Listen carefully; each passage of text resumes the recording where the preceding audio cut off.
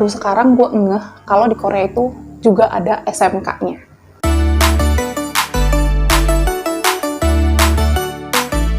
Hai, gue Denia. Di video kali ini gue akan bahas drama Korea yang ceritanya tentang anak SMK, Sekolah Menengah Kejuruan. Ini dia School 2021. 나 태권도 관뒀다. 전 초등학교 때부터 목수가 꿈이었고. 말 걸지 마, 이 새끼야. 뭐가 또 마음에 안 드나 봐?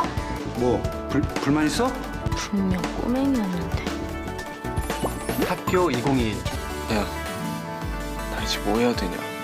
Pas pertama kali lihat teasernya, trailernya si drama School 2021 ini, gue baru tahu gitu, gue baru ngeh kalau ternyata di Korea juga ada yang namanya SMK. Karena yang selama ini selalu kita lihat kan pasti sekolah umum kan, sekolah reguler. Drama School ini, yang tayang di KBS ini, adalah drama yang emang udah lama banget. Ada dari tahun 1999. Wow, itu ada School 1. Kemudian ada berikutnya ada School 2, School 3, sampai School 4. Isi ceritanya sama, semuanya tentang anak SMA dan perjuangan mereka, kisah mereka selama di SMA itu. Kemudian setelah School 4, lama nih nggak ada kan, vakum. Terus tiba-tiba muncul lagi di tahun 2013 yang judulnya School 2013. Waktu itu ini drama pecah banget. Makanya setelah 2013 itu muncullah drama School yang berikutnya, yaitu School 2015, School 2017, dan juga yang sekarang School 2021. Cerita dari drama School 2021 ini, isi secara garis besarnya itu sebenarnya sama cerita school yang sebelum-sebelumnya. Cuman yang bikin beda adalah di sini sekolahnya itu bukan sekolah umum kayak yang sebelum-sebelumnya, yaitu yang tadi gue bilang, sekolah menengah kejuruan, yang mana fokusnya itu ke jurusan pertukangan atau seni pertukangan kayu atau carpenter. Yang di dalamnya nanti ada kisah dari anak-anak atau tokoh utamanya, anak-anak di kelas itu, tentang mimpi, cita-cita mereka, fokus karir mereka di masa depan, persahabatan, dan juga percintaan. Cinta-cinta anak SMA gitu. Tokoh-tokoh utama di drama School 2021 ini, yang pertama ada namanya Gong Ki-jun, siswa yang pindah dari jurusan taekwondo ke jurusan pertukangan. Gong Ki-jun diperankan oleh Kim Yo-han, nah asli ganteng banget gitu. Sebelumnya Kim Yo-han pernah main di drama A Love So Beautiful. Kemudian ada Jin Ji-won. Kalau Jin Ji-won ini karakternya cewek-cewek yang penuh dengan semangat, berani ngutarain pendapat, pokoknya kerjanya demo. Yang diperanin oleh Cho Yi-hyun. Pokoknya Jin Ji-won sama si Gong Ki-jun ini dulunya waktu SD, satu SD gitu. Terus mereka kayak cinta monyet gitu lah. Dilanjutin di SMA. SMA masih cinta monyet gak sih? Jin Ji-won diperankan oleh Cho Yi-hyun yang sebelumnya main di Hospital Playlist. Dan nanti dramanya akan tayang lagi, yaitu All of Us Are Dead. Ini akan tayang di Netflix dan gue nungguin banget karena ceritanya tentang zombie gitu. Yang ketiga, ini best friend-nya si Gong Ki-jun yang bernama Jung Yong-ju. Nah, Jung Yong-ju ini dulu tuh best friend banget sama Ki-jun. Cuman terus sesuatu terjadi. Ini mirip-mirip True Beauty sama mirip-mirip School 2013 kisah persahabatannya. Dan dia murid pindahan ke sekolahnya mereka ini. Si Jung Yong-ju ini diperankan oleh Chu Yong-woo yang sebelumnya udah pernah main di drama Polish University. Berikutnya, perempuan satu lagi, siswi satu lagi, ada Kang So-young. Kang So-young ini siswi terpinter di angkatan situ, di kelas itu. Dan dia itu jutek gitu ya, banyak yang suka tapi jutek gitu, pendiam, kayak judes gitu lah ya. Yang diperankan oleh Hwang Bo-reum-byul. Nah, si Hwang Bo-reum-byul ini, asli gue baru pertama kali lihat, karena ternyata sebelumnya itu dia mainnya di drama Dear M, yang belum tayang sampai sekarang. Ya, kalau gue waktu itu penasaran banget kan nonton Dear M. Ya udahlah ya. Dan kisahnya sih kan berpusat ke mereka berempat dan juga beberapa teman-teman yang ada di kelasnya mereka. Nah, alur ceritanya tadi kayak yang gue bilang di awal, dia itu ceritanya mirip-mirip sama school yang sebelum-sebelumnya. Gue pikir sih kayaknya emang jadi ciri khas gitu nggak sih? Jadi bukan nggak sengaja, tapi emang sengaja dibuat ciri khasnya si cerita dari drama School itu ya. Cuman ya tema besar aja diganti dikit gitu kan.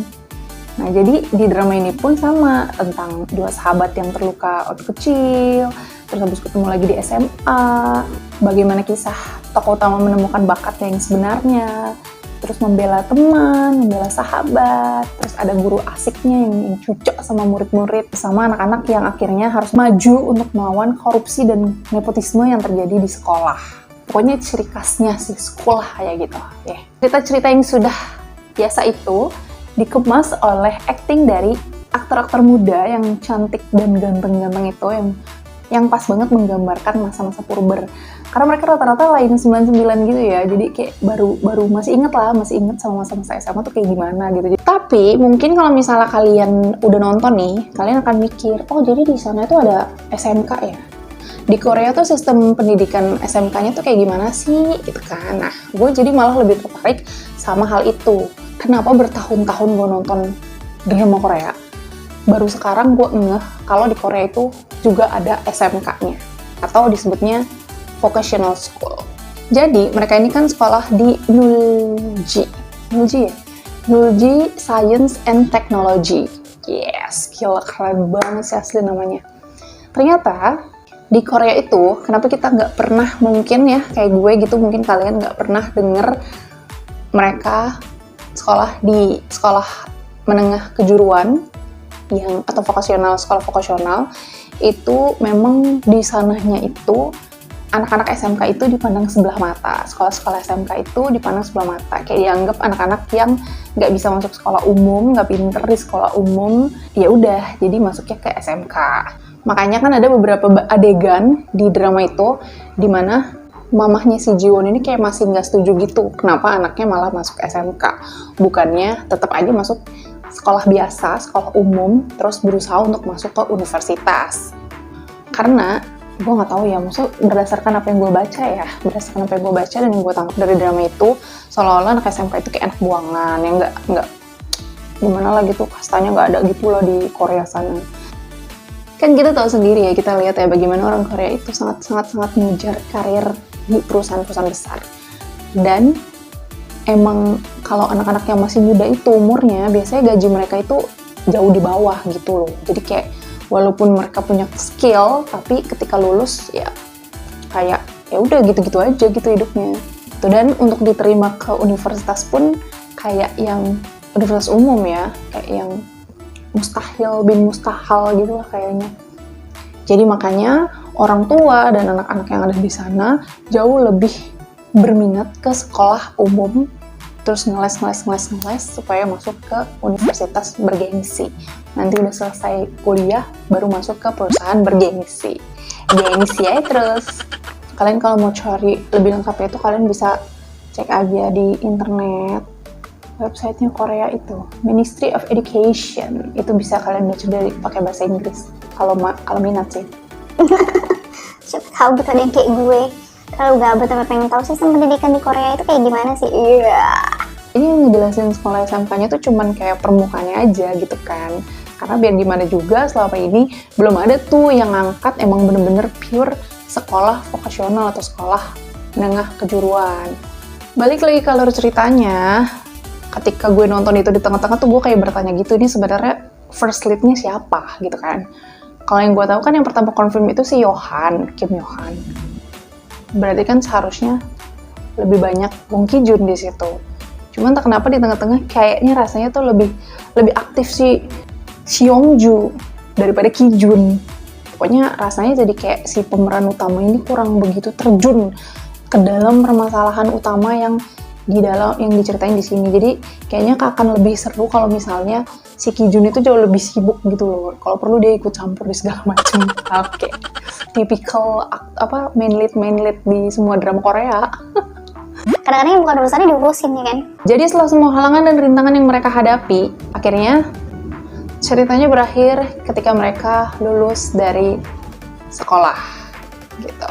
Nah, yang bikin beda adalah kita kan biasanya lihat adegan lulus-lulusan itu pakai seragam, pakai bunga gitu ya. Tapi kalau misalnya di drama ini, karena dia SMK, jadi anak-anaknya udah mulai magang gitu. Jadi pas hari kelulusan pun, mereka datangnya pakai baju seragam yang mereka pakai ketika mereka kerja.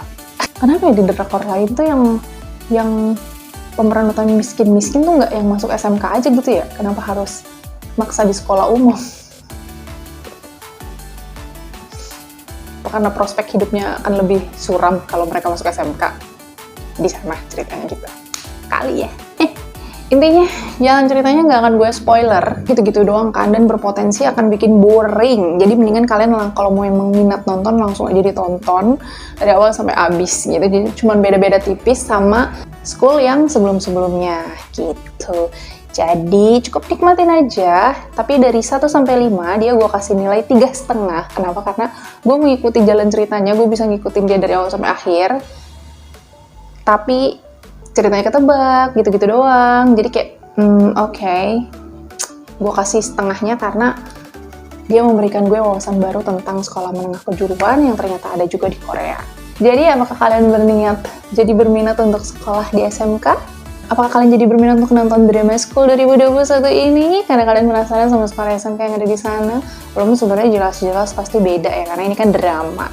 Yang penting jalan cerita, bukan nggak begitu menunjukkan bagaimana sekolah di SMK-nya yang ada di sana. Gitu ya, dan juga catatan itu kayaknya SMK mahal gitu ya, bukan, jadi pasti nggak relatable sama kehidupan kita. Ya udahlah, yang penting kisahnya aja bisa menghibur hati kita yang seduh ini, oke.